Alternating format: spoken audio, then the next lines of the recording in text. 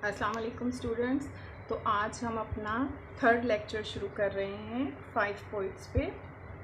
5 points का जब हमने देखा था कि हमने आपके पेपर में क्वेश्चन आना होता है, एक एक्सप्लेनेशन का होता है और दूसरा क्रिटिकल अप्रिसिएशन का होता है। 5 बुक्स की जो आपकी बुक है उसमें आपके 2 क्वेश्चन आने होते हैं, एक explanation with reference to the context और दूसरा आपको क्रिटिकल अप्रिशिएट करना होता है किसी एक पोएम को।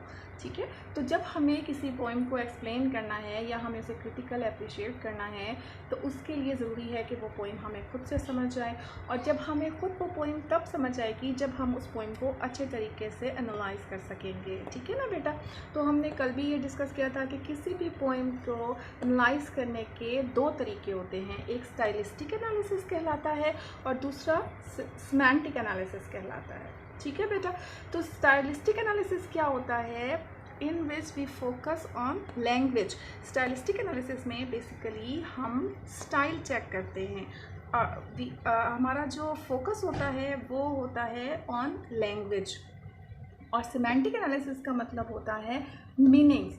ठीक है, यानी कि जो पोइम लिखी गई है उसमें राइटर ने कहा क्या है, कौन सी बात कही गई है, क्या बात कही गई है, वो सिमेंटिक एनालिसिस में आता है। और जो बात कही गई है वो किस अंदाज में कही गई है वो हमारे स्टाइलिस्टिक एनालिसिस में आता है। हम इसमें अंदाज देखते हैं, इसमें हमारा फोकस लैंग्वेज के ऊपर होता है। तो आज के लेक्चर में हम इन डिटेल पढ़ेंगे स्टाइलिस्टिक एनालिसिस को, कि जब हमें किसी पॉइंट को स्टाइलिस्टिकली एनालाइज करना है तो हमें कौन कौन सी बातें होती हैं जो हमें नोटिस करनी है, कौन कौन से पॉइंट्स हैं जिनके ऊपर हमें अपना फोकस रखना है। ठीक है बेटा। पहली चीज़ जो है वो है टाइप ऑफ पोइम।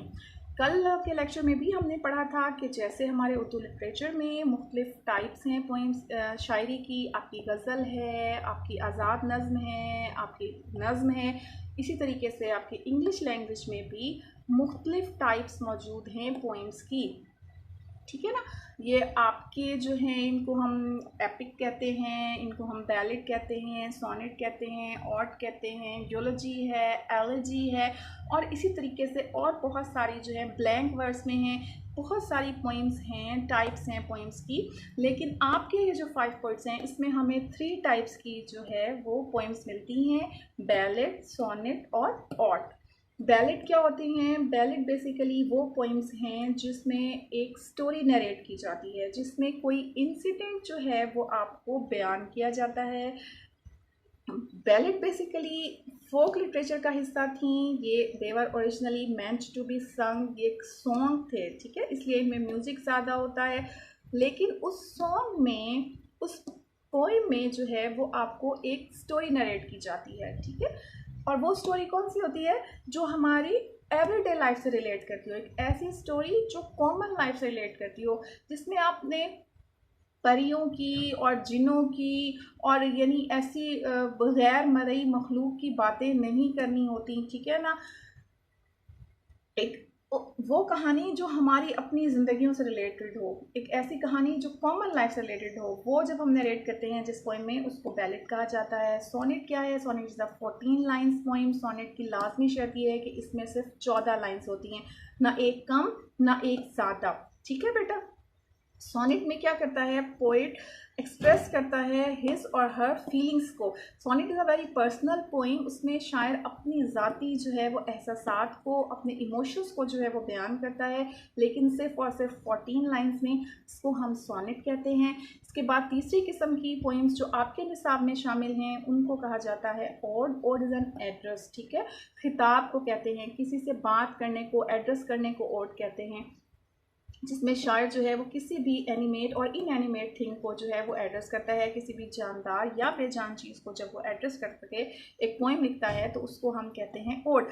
हम देखेंगे कि आपके कीट्स ने जो है वो एक अर्न पे, एक पॉट के ऊपर लिखा है। हम देखते हैं कुकू के ऊपर एड्रेस किया गया है वर्ड्सवर्थ ने। इस तरीके से हमारे जो निसाब हैं उसमें हमें सिर्फ ये 3 टाइप्स की पोइम्स मिलती हैं, या बैलेड या सोनेट या ओड, अगरचे इंग्लिश लिटरेचर में बहुत सारी टाइप्स जो हैं वो मौजूद हैं। दूसरी बात, जब हम स्टाइलिस्टिक एनालिसिस कर रहे होते हैं, जिस चीज़ को हमने देखना होता है वो है कि what is the theme of the poem, कि इस पोइम का थीम क्या था। थीम का क्या मतलब होता है बेटा? मैसेज, पैगाम। ठीक है, कि आपके पोइट ने जो नज़्म लिखी है उस नज़्म के ज़रिए वो आपको कहना क्या चाहता है, ठीक है, मैसेज उसी को कहते हैं ना, वो आप तक पैगाम क्या पहुंचाना चाहता है, उसकी फ़िलॉसफी क्या है, उसकी मेन पॉइंट क्या है, समझ आ रही है। इसको हम कहते हैं थीम। थीम पर्सनल भी हो सकता है, थीम जनरल भी हो सकता है, थीम जो है वो यूनिवर्सल भी हो सकता है। एक ऐसा थीम जो कि हर दौर के बंदे से जो है वो रिलेट करे, हर इलाके के बंदे को जो है वो रिलेटेबल हो, तो ऐसा थीम जो है वो हमारा यूनिवर्सल थीम होता है। तीसरी चीज़ जो हम अपने स्टाइलिस्टिक एनालिसिस में देखते हैं, जो सबसे पहले हमारी तवज्जो खींचती है, वो चीज़ है डिक्शन। डिक्शन मीन्स वोकैबुलरी, ठीक है, आपकी वर्ड चॉइस, कि आपने जो पोइम लिखी है उसमें आपने किस तरह के अल्फाज इस्तेमाल किए हैं, उनको कहा जाता है डिक्शन। हमारी वर्ड चॉइस, वोकैबुलरी। जब हम डिक्शन को देखते हैं तो हमें दो चीज़ें देखनी होती हैं कि either the poet has use simple और डिफ़िकल्ट वर्ड्स, ठीक है, जो उसने वोकैबुलरी यूज़ की है वो सिंपल है, आसान है, या डिफ़िकल्ट है। डिफ़िकल्टी का लेवल बेटा वेरीज करता है, पर्सन टू पर्सन। हो सकता है जो चीज़ आपको डिफ़िकल्ट लगे वो मुझे डिफ़िकल्ट ना लगे, और जो चीज़ मुझे डिफ़िकल्ट लगे वो नेटिव स्पीकर को जो है वो डिफ़िकल्ट ना लगे, एक अहले ज़बान को जो है वो मुश्किल ना लगे। लेकिन उसके बावजूद जो है हम ये चीज़ आइडेंटिफाई कर सकते हैं, ये एक हमारा जो है ना वो वाज़ेह तौर पर हमें पता चल जाता है कि जो लफ्ज़ इस्तेमाल हुए हुए हैं वो सादा हैं, आसान हैं, या वो मुश्किल लफ्ज़ हैं। आपको पता है ना, हर ज़बान में जो मुख्तलिफ़ अल्फाज होते हैं उनके सिनोनिम्स होते हैं, उनके मुतरादिफ़ात होते हैं। कुछ अल्फाज जो हैं वो आसान होते हैं और फिर कुछ अल्फाज जो हैं वो मुश्किल होते हैं। तो हमें जब एनालिसिस करना होता है तो हम ये चीज़ देखते हैं कि either the poet has simple vocabulary और द डिफ़िकल्ट वंस। इसी तरीके से हम ये भी चीज़ चेक करते हैं कि जो वोकैबुलरी यूज़ की गई है क्या वो कॉमन है या आर्केक है। आर्केक मीन्स ओल्ड, ठीक है ना, वो वोकैबुलरी जिसका इस्तेमाल अब कम होता जा रहा है या ख़त्म हो गया है, they are called archaic words. मैं आपको मिसाल दूँ, हमारी उर्दू ज़बान में एक लफ्ज़ है बावर्ची खाना, ठीक है ना, लेकिन अब आई एम 100% श्योर कि 99% लोग जो हैं वो ये लफ्ज़ इस्तेमाल नहीं करते। आपकी तालीम जितनी भी हो, आपका सोशल स्टेटस जितना भी हो, हमारे घरों में अब बावर्ची खाने की जगह जो लफ्ज़ इस्तेमाल होता है वो है किचन, ठीक है। तो बावर्ची खाना जो है वो उर्दू में एक ऐसा लफ्ज़ है जो अब आर्केक वर्ड है, जिसका इस्तेमाल अब ख़त्म हो गया है, या हम कह लें कि कम हो गया है। तो हमें ये देखना होता है कि राइटर ने, आपके पोइट ने जो है वो आर्केक वोकैबुलरी इस्तेमाल की है या कॉमन। कॉमन मीन्स कि एवरीडे की ऐसी वोकैबुलरी जो हम अपनी रोज़मर्रा ज़िंदगी में इस्तेमाल करते हैं या सुनते हैं, ठीक है। जब आप अपना 5 पॉइंट्स शुरू करेंगे आप देखेंगे कि जो एसटी कॉलेज है उसने बहुत ज़्यादा इंटेंशनली, पर्पसफुली जो है उसने जो है वो आर्केक वोकैबुलरी इस्तेमाल की है। चौथी चीज़ जो हम स्टाइलिस्टिक एनालिसिस में देखते हैं वो है point of view. Point of view का मतलब होता है कि जो स्टोरी हमें नरेट की जा रही है, जो पोइम हमारे सामने पेश की जा रही है, वो किस एंगल से पेश की जा रही है, ठीक है। इधर it is written in first person और in third person. I hope you all well understand what is third person और फर्स्ट पर्सन। जब व्हेन वी यूज़ आई और we, it is called first person, और he, she, it, दे, ये सब क्या होता है थर्ड पर्सन में। जब हम मैं करके बात करते हैं, जैसे कि आप देखेंगे कि कीट्स की नज़्म है ला बेले डैम सेंस मर्सी, तो उसमें वो अपनी फर्स्ट पर्सन में, वो उसने अपनी थर्ड पर्सन में लिखी है, ठीक है ना।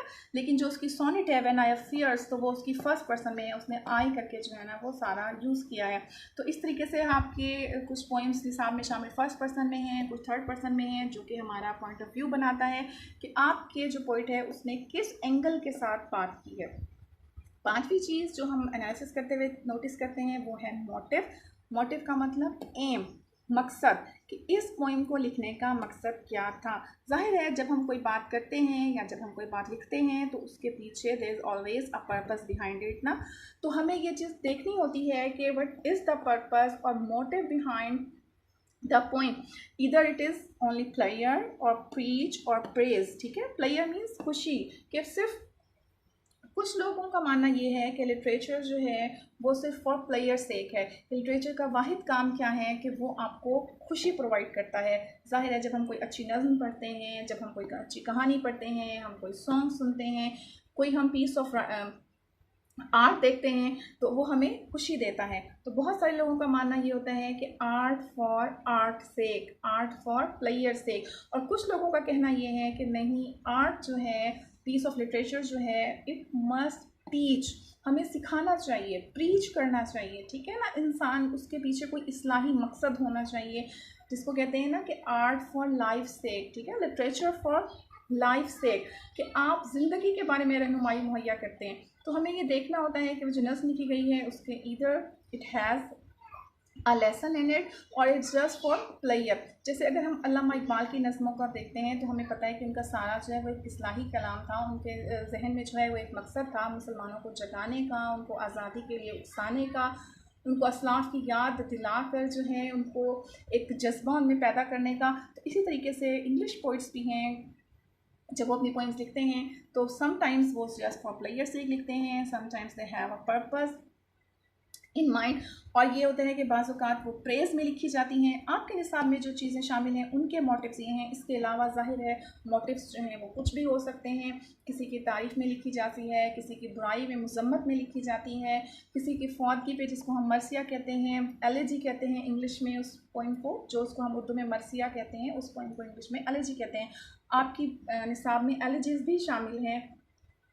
तो इस तरीके से हमें ये देखना होता है कि जो हमें पोइम दी गई है उसका मोटिव क्या है। और नंबर 6 पे जो चीज़ हमें देखनी होती है वो हैं लिटरेरी डिवाइसेस। लिटरेरी डिवाइसेस बेटा वो मेथड्स हैं, वो टेक्निक्स हैं, बेसिकली वो तरीके हैं जिनको इस्तेमाल कर कर आपका पोइट अपनी शायरी को जो है ना वो प्रोज से डिफेंड करता है। आपको पता है ये बात कि नसर की ज़बान और होती है, शायरी की ज़बान जो है वो और होती है, हमारी बोल चाल की ज़बान और है, लेकिन जब हम शेर पढ़ते या कहते हैं तो उसका स्टाइल और हो जाता है। मिसाल के तौर पर अगर हम सादा ज़बान में बात करेंगे तो हम लफ्ज़ इस्तेमाल करते हैं बाल, फॉर हेयर, हेयर के लिए वी यूज़ द वर्ड बाल, ठीक है। लेकिन जब हम शायरी करते हैं तो हम बाल नहीं कहते ना, अमूमन हम क्या इस्तेमाल करते हैं, जुल्फ़। फिर हम कहते हैं कि जी वो घटाएं, जुल्फ़ जो है वो घटाओं जैसी थी। हम आँखों के लिए कहते हैं जी समंदरों जैसी गहरी थी। तो इसी तरीके से ये सारे क्या हैं, हम सिमिलीज़ यूज़ करते हैं, हम मेटाफर्स यूज़ करते हैं, हम बात को एग्जैजरेट करते हैं, बढ़ाते हैं। तो हम खूबसूरत से खूबसूरत तर लफ्ज़ इस्तेमाल करते हैं। तो that makes our poetic language different from prose language, from common day language, कि हमारी आम जिंदगी की ज़बान से हमारी शायरी की ज़बान को जो चीज़ मुख्तलिफ करती है वो हैं literary devices. These are the techniques, ठीक है। तो लिटरेरी डिवाइसेस जो हैं वो बहुत सारे हैं, डिफरेंट हैं। डिफरेंट पोइट्स जो हैं वो डिफरेंट टेक्निक्स यूज़ करते हैं to enhance the beauty of their piece of writing. अब हम इन डिटेल में पढ़ लेते हैं बेटा कि वो लिटरेरी डिवाइसेस कौन से हैं। मैंने आपको बताया है कि लिटरेरी डिवाइसेस जो हैं वो बहुत सारे होते हैं। उनमें से कुछ जो आपके निसाब में शामिल हैं, जो आपको जब हम पोइम्स पढ़ रहे होंगे तो आप को इनकी एग्जांपल्स मिलेंगी, आप इनको देखोगे, साथ साथ हम उनको डिस्कस करते जाएंगे। फ़िलहाल मैं आपको इनका एक इंट्रो देना चाह रही हूँ, इनका एक तारुफ करवाना चाह रही हूँ, इनकी एक डेफिनेशन आपको देना चाह रही हूँ, ताकि आपके जहन में कॉन्सेप्ट इनका क्लियर हो और जब हम वो पोइम्स पढ़ें और जब हमारे सामने एग्जांपल्स आएँ तो हम उनको आइडेंटिफाई कर सकें। पहली जो टेक्निक पोइट्स यूज़ करते हैं अपनी पोइट्री में, that is called irony. Irony क्या होता है बेटा? Irony basically is a difference between reality and presentation, ठीक है। प्रेजेंटेशन और रियलिटी का जो डिफरेंस होता है उसको क्या कहते हैं, आयरनी। यानी अपीयरेंस कुछ और है और रियल मीनिंग कुछ और है। मैं आपको अगर इसकी मिसाल दूं तो मैं ऐसे समझाऊंगी आपको कि अगर स्टूडेंट्स मेरे सामने बैठे हैं और वो टेस्ट बहुत गंदा देते हैं और बुरा टेस्ट की उनकी परफॉर्मेंस है, और मैं उनको कहती हूँ कि वाह, आपके जो मैंने काबिलियत देखी है पेपर्स में वो उसने तो मुझे हैरान कर दिया है, ठीक है। तो यानी आपके पेपर में हैं 0 मार्क्स और मैं आपको कहती हूँ कि आपकी काबिलियत जो मैंने आज देखी है ना उसने तो मुझे हैरान कर दिया है। तो मेरे टोन से और मेरे अंदाज से और उस बात के कॉन्टेक्स्ट से, व्हेन यू नो, जब आपको पता है कि you got only 0 marks in your paper, ठीक है, योर असाइनमेंट, तो आप इस बात को समझ जाओगे कि there is a difference between reality और अपीयरेंस। अपेरेंटली मैं क्या कर रही हूँ कि मैं आपको प्रेस कर रही हूँ, मैं आपकी तारीफ़ कर रही हूँ, लेकिन इन रियलिटी मैं आपको ये बात समझा रही हूँ कि आपने बहुत ही पुअर परफॉर्मेंस दी है, ठीक है ना। तो there is a difference between my real meanings और माय अपेरेंट मीनिंग्स, तो इट इज कॉल्ड आयरनी, फिर दूसरी चीज़ जो हमने देखनी है बेटा, दूसरा लिटरेरी डिवाइस है, दूसरी टेक्निक है, वो कहलाती है सिमिली। उर्दू में हम इसके लिए लफ्ज़ इस्तेमाल करते हैं तशबीह।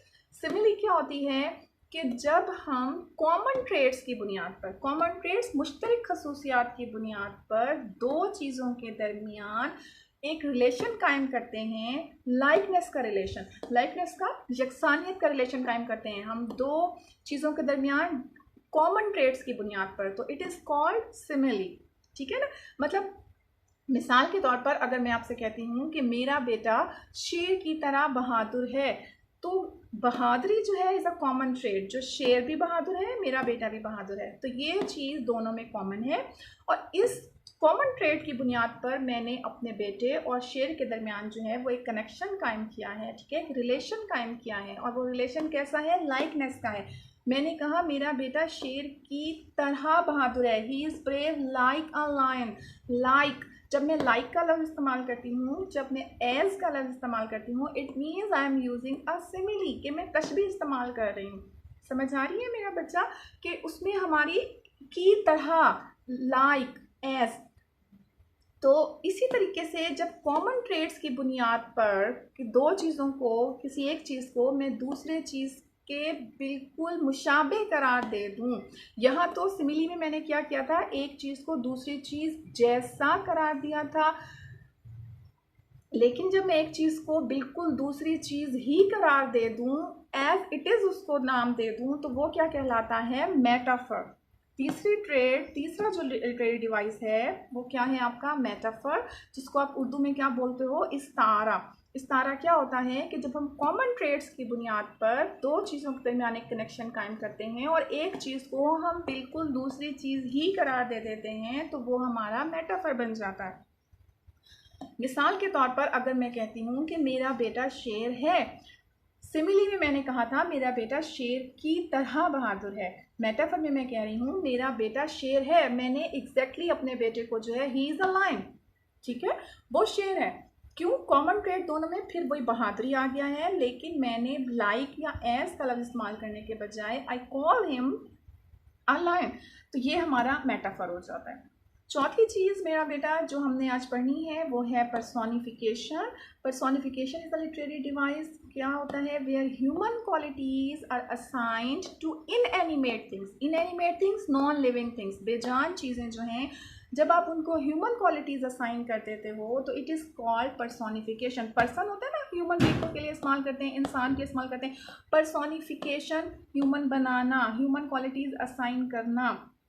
आप सब लोगों ने डैफोडिल्स पढ़ी होगी, बहुत मशहूर नज़्म है वर्ड्सवर्थ की, आपके 9th में भी थी, गालबन फर्स्ट ईयर में भी थी। तो उसमें क्या है कि हमने वर्ड्स देखे हैं, इस तरह से फ्रेजेस वर्ड्सवर्थ ने बनाई हैं कि my heart dances with the daffodils, कि डैफोडिल्स जो है वो डांस कर रहे थे, और they outdid the waves in glee, और उन्होंने जो है लहरों को हरा दिया था। तो मेरा बेटा ये हराना या जीतना ये ह्यूमन कैरेक्टरिस्टिक है, ठीक है। हम इंसान मुकाबले आपस में करते हैं, लहरें और फूलों का आपस में कोई मुकाबला नहीं होता है, ठीक है ना। और हवा जब चले तो फूलों का हिलना, पौधों का जो कमज़ोर और पतले पौधे होते हैं तो वो नेचुरली ज़ाहिर है उन्होंने हिलना होता है हवा की प्रेशर से, इसमें कोई एक कॉन्शियस एफर्ट नहीं होती। ये हम इंसान हैं जो अपनी खुशी का इजहार करने के लिए डांस करते हैं। तो जब आप डांस, ह्यूमन क्वालिटी है, एक ह्यूमन कैरेक्टरिस्टिक है, जब आप इसको जो है प्लांट्स के साथ अटैच कर देते हो, डैफोडिल्स के साथ अटैच कर देते हो, इट मीन्स कि आप कौन सी टेक्निक यूज़ कर रहे हो, पर्सोनिफिकेशन की। पांचवी चीज़ जो हम अक्सर आपकी पोएम्स में देखेंगे वो है सिंबल। सिंबल क्या होता है बेटा, सिंबल की अगर हम डेफिनेशन देखें, where one thing stands for another thing, एक चीज़ जो है वो किसी दूसरी चीज़ को जाहिर करती है।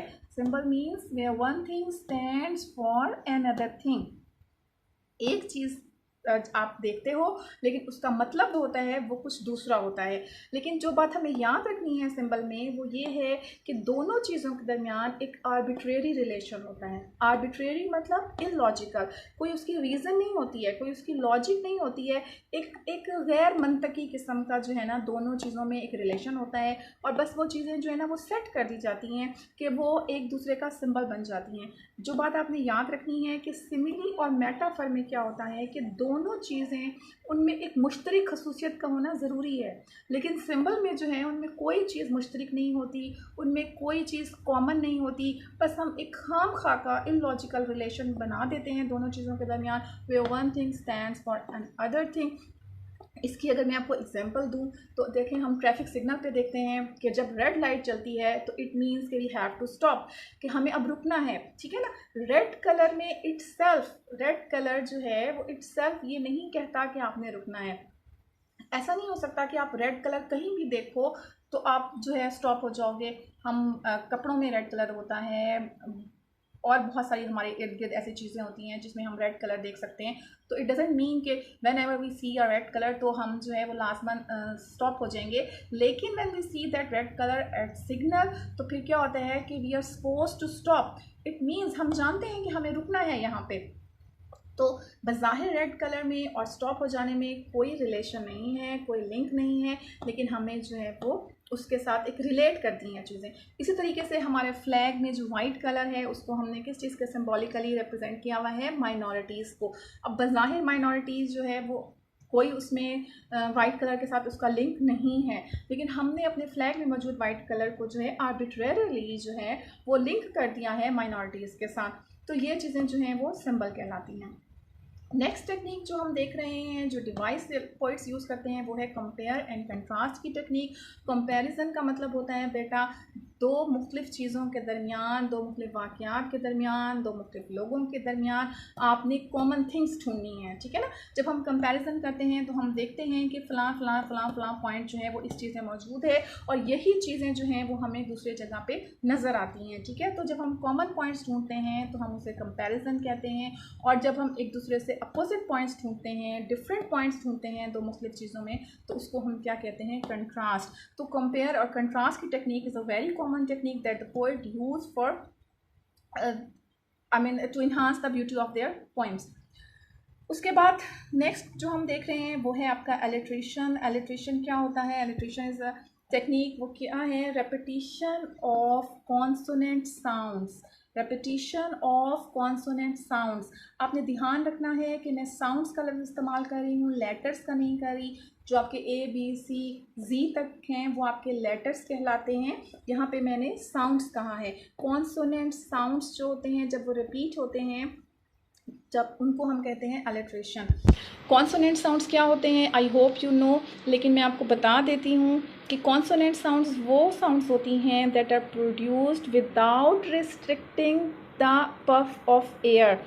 हमारे साउंड कैसे प्रोड्यूस होती है बेटा, कि हमारे जो लंग्स हैं, हमारे जो फेफड़े हैं, वहाँ से एक पफ ऑफ एयर, ठीक है, एक स्ट्रीम ऑफ एयर जो है वो जनरेट होती है, और वो जब हमारे गले से गुजरती है तो देयर आर वोकल कॉर्ड्स।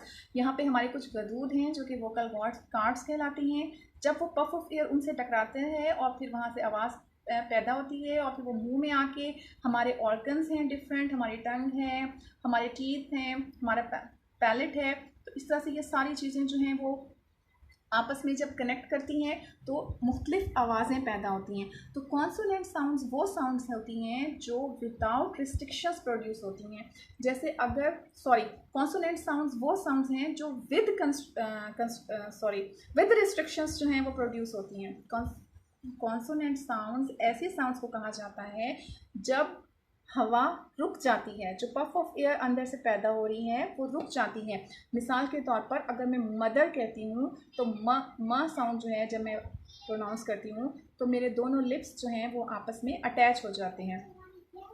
इसी तरीके से अगर मैं साउंड कहती हूँ तो आप देखेंगे, फील करेंगे कि मेरी टंग जो है वो मेरे अंदर टीथ की तरफ इनर साइड पे जो है वो जाके टच होती है। इसी तरीके से अगर मैं का साउंड कहती हूँ, जैसे काइट में है का साउंड, तो आप देखोगे कि वो जो मेरी टंग है वो ऊपर पैलेट पे जाके लगती है। तो जहाँ पे हमारा ये पफ ऑफ एयर जो है वो रिस्ट्रिक्ट हो जाती है, वो स्टॉप होती है, वो रुकती है, वो हमारी कॉन्सोनेंट साउंड्स कहलाती हैं। और जब हम उनकी रेपिटिशन करते हैं तो वो हमारी टेक्निक क्या कहलाती है, एलिट्रेशन।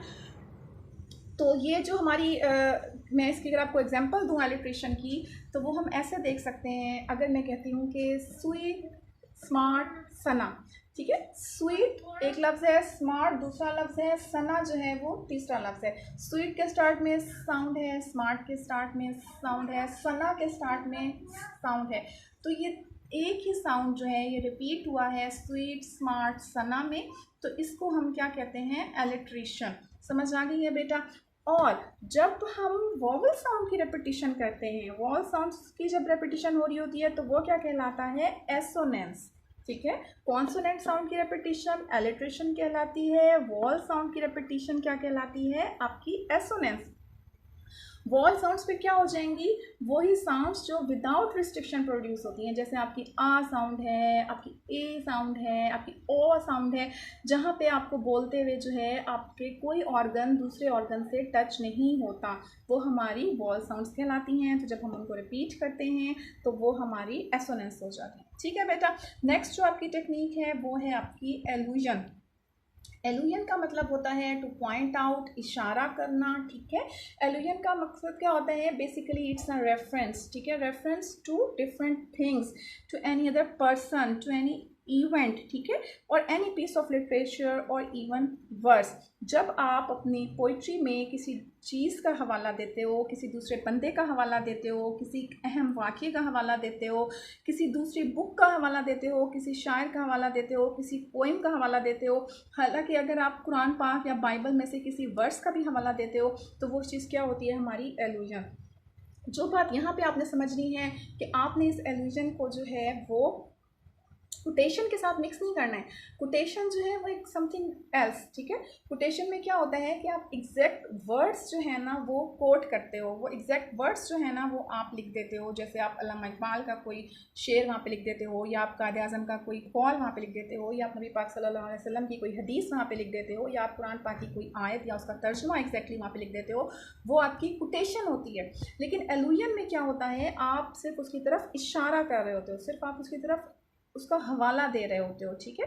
इसके लिए ज़रूरी चीज़ है कि वो जिस चीज़ की तरफ, जिस बंदे की तरफ, जिस अहम वाक़े की तरफ आप इशारा कर रहे हो वो बहुत पॉपुलर हो, यूनिवर्सल हो। क्योंकि जाहिर है अगर वो पॉपुलर नहीं होगी, सब लोग उसको नहीं जानते होंगे, तो आपके readers won't be able to understand it. आपके जो रीडर हैं उनको समझ ही नहीं आएगा कि आपने क्या बात कही है। अगर वो एक ऐसी चीज़ होगी जो आपके सब यानी कि रीडर्स को समझ आ जाएगी, वो इतनी फेमस होगी, तो ही आपके जो पोइट्री है ना वो इफेक्टिव होगी कि आपके readers would be able to understand it.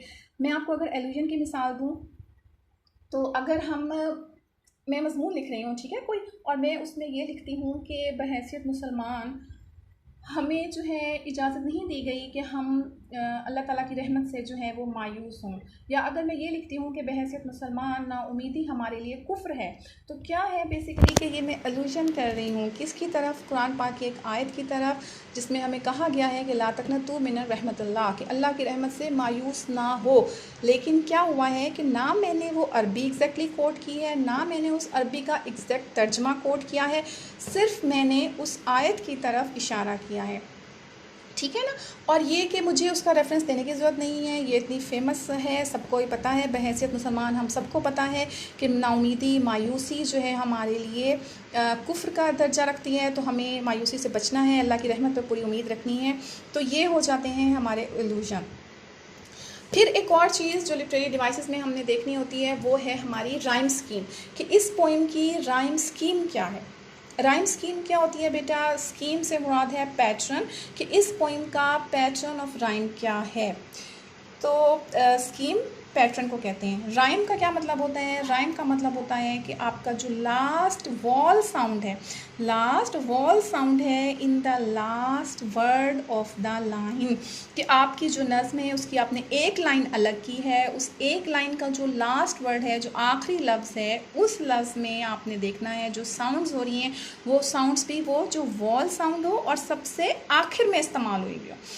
एक लाइन का आखिरी लफ्ज़ और आखिरी लफ्ज़ का आखिरी वॉल साउंड, मैं फिर कह रही हूँ लेटर नहीं साउंड, तो आप जब उनको देखते हो तो वो आपको राइम आपकी आइडेंटिफाई होती है कि राइम क्या थी। और इसी तरीके से जब आप हर लाइन की राइम जो है वो आइडेंटिफाई कर लेते हो और जब आप उसको एक पैटर्न के तहत अरेंज करते हो, एक पैटर्न के तहत लिखते हो, तो वो आपकी राइम स्कीम कहलाती है।